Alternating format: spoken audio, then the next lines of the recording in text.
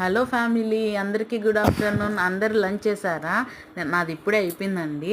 ఈరోజు నేను లంచ్లోకి హెల్తీగా బ్రోకలీ, క్యారెట్, బీట్రూట్ అన్ని వెజ్జెస్ కలిపి ఆమ్లెట్ వేసాను.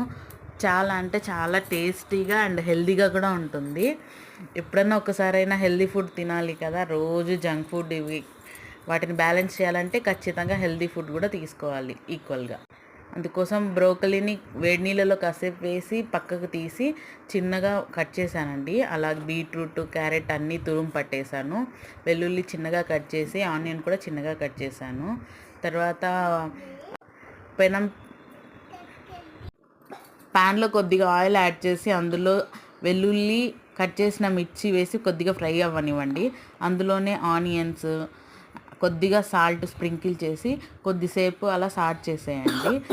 అందులో తురుము పెట్టిన క్యారెట్, బీట్రూట్ మొత్తం మంచిగా కలిపేసి ఒక 5 మినిట్స్ అట్లా మగ్గనివ్వండి. ఇవి కొద్దిగా మగ్గాక అందులోనే కట్ చేసి పెట్టుకున్న బ్రోకలీ కూడా యాడ్ చేసేసి మంచిగా కలిపేసి కాసేపు మూత పెట్టేసి ఒక 5 మినిట్స్ అలా మగ్గనిచ్చండి. కొంచెం టైం టేకింగ్ ప్రాసెసే, కానీ కొంచెం హెల్దీ కాబట్టి కొద్దిగా టైం పడినా మనం చేసుకొని తినాలి కదండి. అలాగే 2 ఎగ్స్ని ఒక బౌల్లో తీసుకొని కొద్దిగా పసుపు, కారం, సాల్ట్ యాడ్ చేసేసుకొని మొత్తం మంచిగా బీట్ చేసేసి పక్కన పెట్టుకోండి. వెజిటేబుల్స్ 50% మగ్గాయండి. ఇందులో కొత్తిమీరని యాడ్ చేసేసి మంచిగా కలిపేసి 5 మినిట్స్ వెయిట్ చేయండి.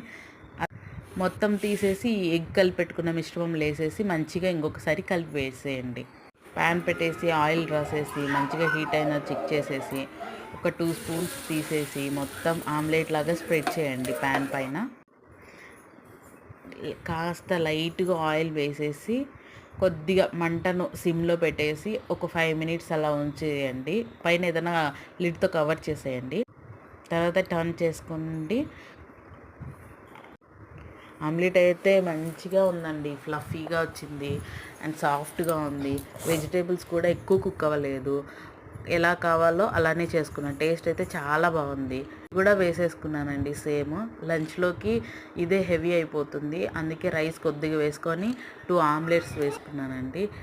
నేను నైట్ చేసిన వంకాయ కర్రీ ఉంటే ఒక్కదాన్ని మా ఆయన ఊరెళ్ళారు, సో అదే సరిపోతుందని ఇంకేం పెట్టలేదు.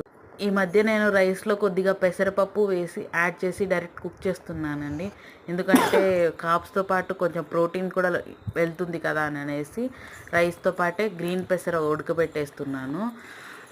ఇది నా ఫైనల్ ప్లేట్ అండి లంచ్. ఆలు వంకాయ కర్రీ నైట్ది, పెసరపప్పు రైస్ అండ్ అలాగే 2 ఆమ్లెట్స్. సూపర్, యమ్మీ యమ్మీ.